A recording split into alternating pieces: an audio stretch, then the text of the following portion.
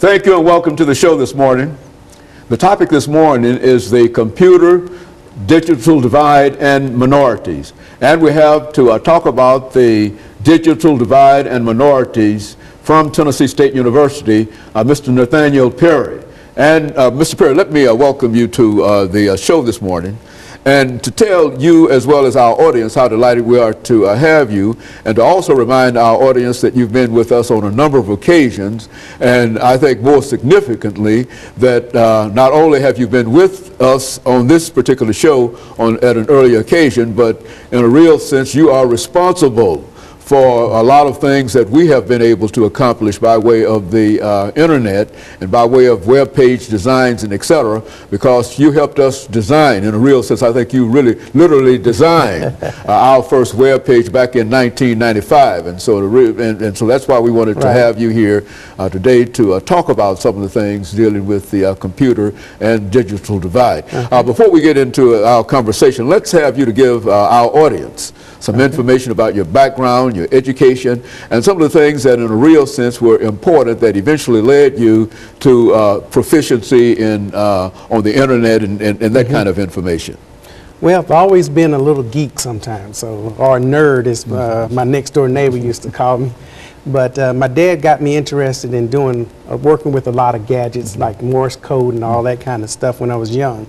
And then after I got into my school at Virginia State University, I had a roommate that was a business major, and he used to do information systems.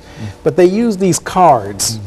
They had to pile these cards up, and these cards get fed through the computer, and then they process, and then your output comes out, and you get a lot of data. I didn't quite understand it then, but that was my first experience with working with a computer. Then after I got into the military, they actually started having computers where you didn't have to have all the cards that allowed you to process your data. And we did a lot of reports with the Harvard graphics, what it was back then.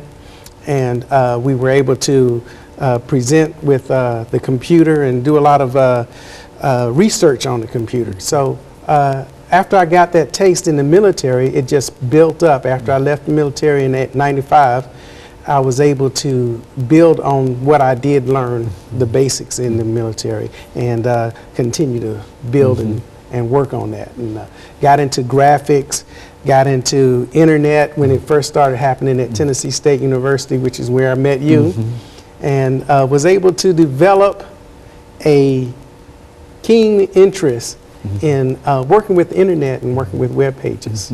You know, one of the problems that we have today is that when we talk about the computer and the internet, and we often talk about what we call the digital divide, and I think that we've talked about it on this show with you and others on a number of occasions. But exactly what do we mean when we talk about the digital divide dealing with the computer and the internet? Well, I think at one time there was a division of those that actually didn't understand what was happening with the internet and computers, and those that did. And that was the dividing line between those that could and could not. So we gave it a nice little title, but now it's to the point where kids are coming up and they've got their own little iPad. They have their own little computer, which own telephone, which is actually a computer itself that can connect to the internet. So everybody's got some kind of contact with the internet, which is actually squashing the divide portion. I think it's getting where the older community is the one that's divide is where it is now. So it's not much of those that are already coming up, because elementary schools, they're actually using internet.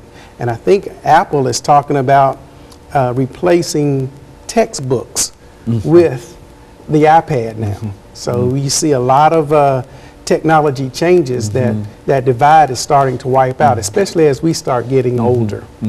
And of course we're getting ready for our first commercial break, and let me simply make a couple of statements in reference to that before we make this break, that the kind of thing that we're talking about was digital divide is no longer a financial kind of thing as it once was, because as you indicated, all of these little small gadgets and whatnot, it's more accessible to folks who at one time were unable to pay $500 for Exactly. a desktop, now who can pay $97 for a smartphone and do essentially the same thing. And I understand that very good. And so in a real sense, we're, as you said, closing that digital divide simply by the mass use of computers and et cetera. Exactly. And of course, we'll be back with our audience following this very, very short commercial break.